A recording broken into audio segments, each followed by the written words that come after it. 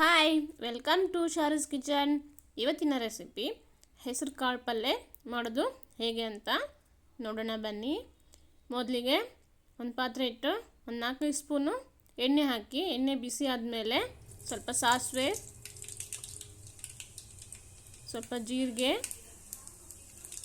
ಸಾಸಿವೆ ಚಟಪಟ ಆದಮೇಲೆ ಸ್ವಲ್ಪ ಹಿಂಗೆ ಹಾಕಿ, ಸ್ವಲ್ಪ ಕರಿಬೇವು ಸೊಪ್ಪು,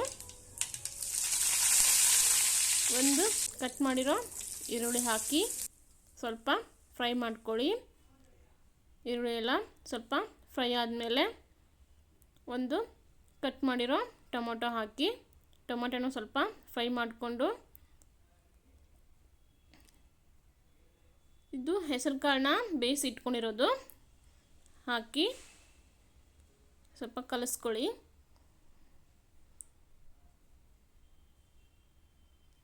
ಹಸಿಮೆಣಸಿನ್ಕಾಯಿ ಪೇಸ್ಟ್ ಸ್ವಲ್ಪ, ನಿಮ್ಮ ಖಾರಕ್ಕೆ ಎಷ್ಟು ಬೇಕು ನೋಡಿ ಅಷ್ಟು, ಸ್ವಲ್ಪ ಅರಿಶಿನ ಪುಡಿ, ಸ್ವಲ್ಪ ಧನಿಯಾ ಪುಡಿ,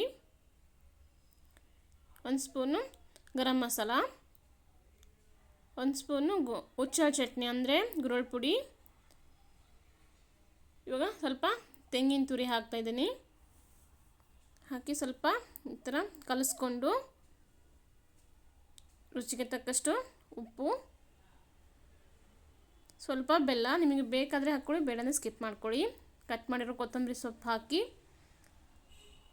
ಮತ್ತು ಈ ಥರ ಸ್ವಲ್ಪ ಕಲಿಸ್ಕೊಂಡು, ಇವಾಗ ಇದಕ್ಕೆ ಗಟ್ಟಿ ಅನಿಸಿದರೆ ಸ್ವಲ್ಪ ನೀರು ಹಾಕ್ಕೊಳ್ಳಿ. ನೀರು ಹಾಕ್ಕೊಂಡು ಇದನ್ನು ಚೆನ್ನಾಗಿ ಬೇಯಿಸ್ಕೋಬೇಕು. ಇದು ರೊಟ್ಟಿಗೆ, ಚಪಾತಿಗೆ, ಅನ್ನಕ್ಕೆ ಚೆನ್ನಾಗಿರುತ್ತೆ. ಒಂದು ಸಲ ಟ್ರೈ ಮಾಡಿ ನೋಡಿ. ಇನ್ನೂ 1-2 ನಿಮಿಷ ಮತ್ತು ಕುದಿಸ್ಬೇಕು ಚೆನ್ನಾಗಿ. ಇವಾಗ ನೋಡಿ ಇದು ಕುದೀತಾ ಇದೆ. ಕುದ್ದಂಗೆಲ್ಲ ಸ್ವಲ್ಪ ಗಟ್ಟಿ ಆಗುತ್ತೆ. ನಿಮಗೆ ಯಾವ ಥರ ಬೇಕೋ ಆ ಥರ, ತೆಳ್ಳಗೆ ಬೇಕಂದರೆ ತೆಳ್ಳಗೆ ಮಾಡ್ಕೊಳ್ಳಿ, ಬೇಡ ಅಂದರೆ ಸ್ವಲ್ಪ ಗಟ್ಟಿ ಬೇಕಂದರೆ ಗಟ್ಟಿ ಮಾಡ್ಕೊಳ್ಳಿ. ಇವಾಗ ನೋಡಿ ತೋರಿಸ್ತಾ ಇದ್ದೀನಿ. ಆಲ್ರೆಡಿ ಒಂದು ಸಲ ಕುದ್ದಿರೋ ಕಾಳೆ ಇದು, ಬೇಯಿಸಿರೋ ಕಾಳೆ. ಇವಾಗ ನೋಡಿ ಇಷ್ಟಾದರೆ ಸಾಕು. ಇವಾಗ ಈ ವಿಡಿಯೋ ಇಷ್ಟ ಆದರೆ ಲೈಕ್ ಮಾಡಿ, ಶೇರ್ ಮಾಡಿ, ಸಬ್ಸ್ಕ್ರೈಬ್ ಮಾಡಿ. Thank you.